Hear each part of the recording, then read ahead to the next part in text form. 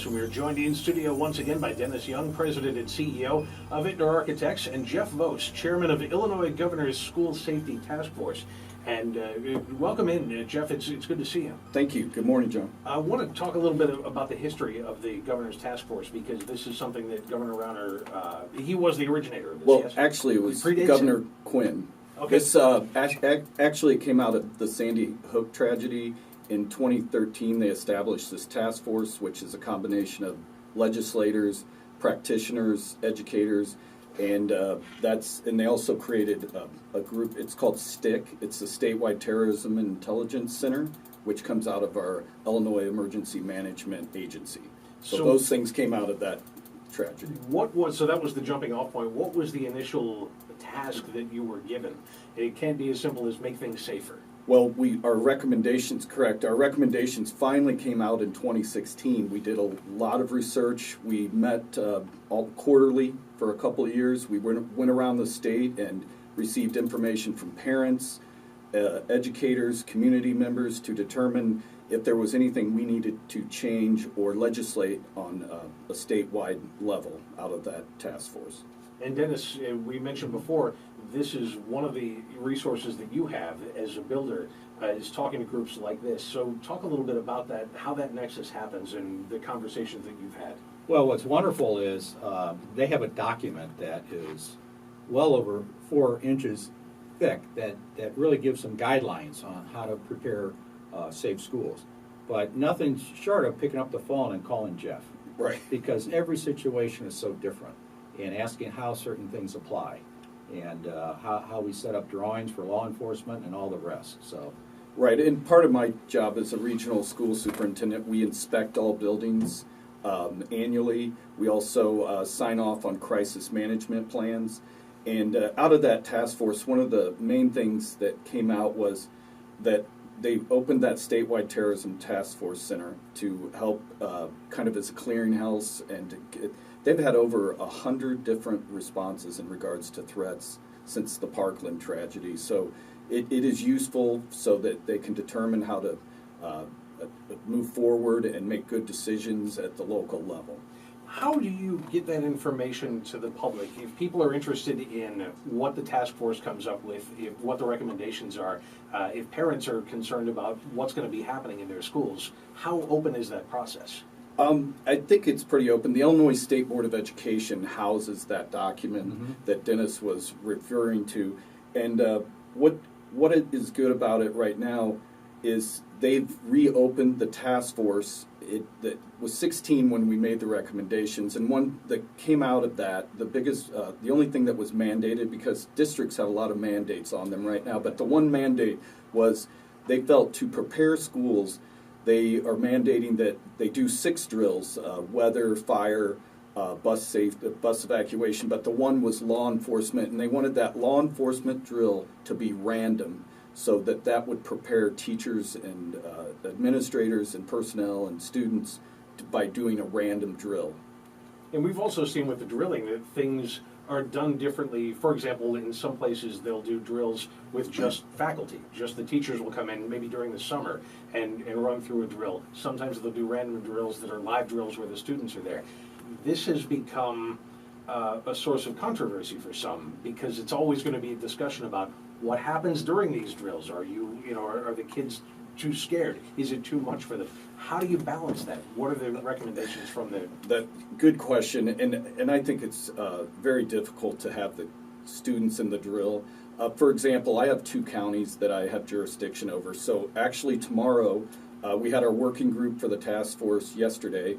Tomorrow I have my 13 school district superintendents and their crisis management personnel coming in to visit with the sheriff's office. Had reached out to me to talk about active shooter drills and a rescue task force, which includes medical and fire. So tomorrow we're going to work through that, and they have a program of training. It's called Civilian Response to Active Shooter. So they're just going to work with the teachers once they go out into these districts, and what they've done what I've seen primarily in our area is just working with the teachers and the personnel and not the students, just to get them familiar with preparedness if there was a tragedy or in that regard. And Dennis, this is again part of the learning process. Tell me about what Ittner Architects learns from these sorts of affairs. Well, what's interesting, I think, to your listening audience is the amount of communication that's going on, the amount of technical knowledge and resources. Whereas as we're designing a school or adding on and trying to retrofit a school, I can pick up the phone and I can call a lot of these people and get some instant communication on a question that I might have. It could be how buses enter the site, and if there's 12 buses and something happens, how do we get emergency in when the road's all blocked with the buses? And there's all those scenarios that we're thinking through when we're laying out a school. It's just it's fascinating how much help we have. And Dennis, and off air we were talking, which I thought was an amazing idea, that he consults with law enforcement when he designs and sets up a building, and I mean that's great preventative stuff to do. Jeff Vose is here with us, chairman of the Illinois Governor's School Safety Task Force. And I want to bring, again, the conversation back around to the internet because so many things now happen online. So as the task force is going through all of these, the different drills and the different recommendations, how much of that is based on what happens on the web? I would say the technology coordinators and local law enforcement, what I've seen in the trainings I've been in, they're starting to put rings around their school district and their community where they're monitoring all of that social media. And that is a big part of this, and what could possibly start a tragedy. If you're not honed in on what's going on social media with your students, that is really helpful. And working, the administrators working with local law enforcement, I think, is a huge benefit to stopping some of these threats that are coming. And I don't want to get too much into the weeds on governmental procedure on this, but that seems like a pretty manpower-intensive thing to do, especially when you're talking about dealing with thousands of kids. Well, a tech coordinator or a principal or assistant principal could spend all day monitoring these things, which could be a huge challenge. But I think if they see the ones that look like have potential to be a threat to their school, I think at least they can, head it off before something happens. And the fact that this has gone now through 2 administrations in the state of Illinois says that the state is taking this seriously. Yes, and yesterday, like I said, this group, they brought a working group together. What they want to try to do is get consistency with our training and get it statewide, but also we're a unique state, just like Missouri, and there's rural schools and urban and suburban, and it one size does not fit all with this training and preparedness. So it definitely has to work down. So there's 102 counties in our state. I oversee 2 in the middle of the state, and working with that law enforcement, then working with the village police or the municipality police in conjunction with the countywide sheriff's office.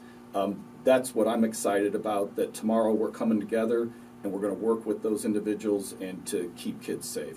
How much of the focus, if any, is on what happens after school? We talked about bullying kind of obliquely so far on the program this morning. We'll get farther into that later on. But we see so much of bullying that happens right now, again, on the web after school is already open. Tomorrow, our focus is basically what's going on in the school and preparing for that.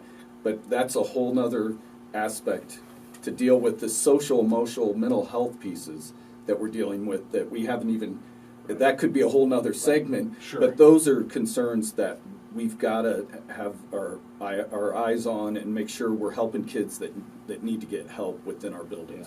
Yeah, when we're designing schools, I guess in the old days, on election day, you bring in the public and they go to the gymnasium and they vote. It's not done that way anymore. Mm-hmm. If we have the chance to design a school from scratch, that school is zoned. We have a public zone, and they can come in and have their election there, but they can't get into the rest of the school. Restrooms are available to them, everything's available, but they can't get into the rest of the school. So it's really, as Jeff was saying, we have rings of security. He was talking about, in the digital world, but we have it in the physical world in terms of how we think through school security. Right, and the communication has to be there from inside the school as well. And that's, again, a kind of a tricky thing, is trying to figure out how much access somebody from outside is going to have. And that's part of what Dennis and I were talking off air. There's what we've done with our local sheriff's office is that we put all the building plans that Dennis works on. They used to have them in their tactical van in maps, rolled out on big, large pieces of paper, which is not effective. Right. So now what we've gone to, the approach is to computerize all that. And part of Dennis's job, I think, is making those legible and easy to read for those first responders. Yeah, through e-rendering and everything. Absolutely. It's fascinating.